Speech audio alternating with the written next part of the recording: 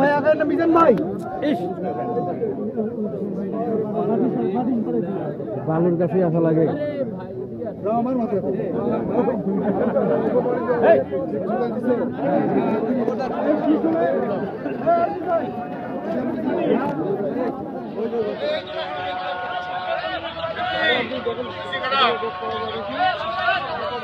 আপনি একটা জিনিস দিলে আপনার মাধ্যমে গেলে উনি দেখবেন। আমি চেষ্টা করি যে কোনো। আপনারা সবাই তো জানেন যে এমটি হোসেন ইনস্টিটিউটের যে মাঠ, এটা একটা ঐতিহ্যবাহী মাঠ ছিল।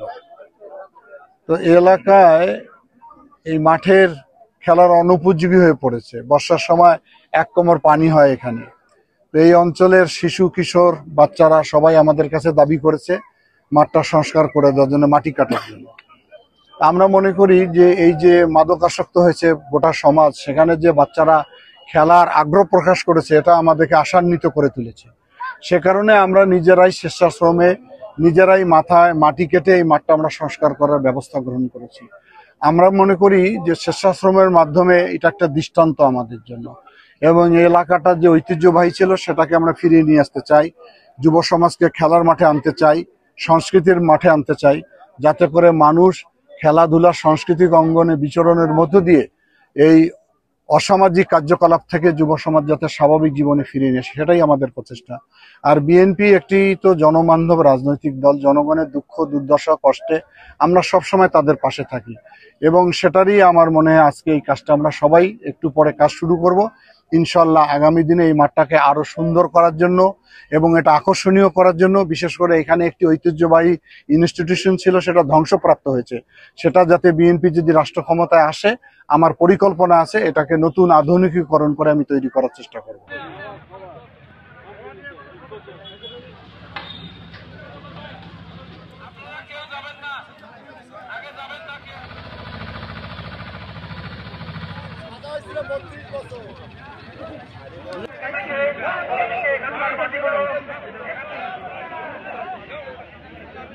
এখানে আসছি আমাদের আমাদের প্রিয় নেতা অধ্যক্ষ আসাদুল হাবিব দুলু মহোদয়, উনি এখানের বাচ্চারা আর কি খেলার জন্য মাঠে পানি ওঠে, এই জন্য ভাইয়ের কাছে আবদার করছিল যে মাঠে যাতে মাটি কেটে দেয়া হয়।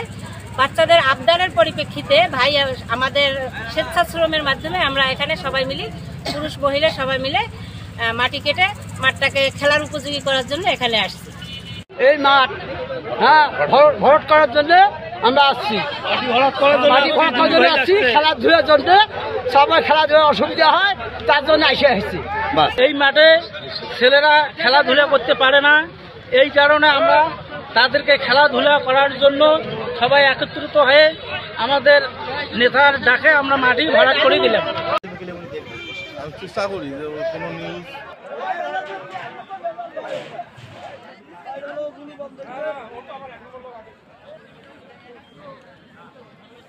পাশে আমাদের বাসা। এই মাঠটা দীর্ঘদিন মেলাদিন থেকে পানি জমেছিল, আমাদের বাসা।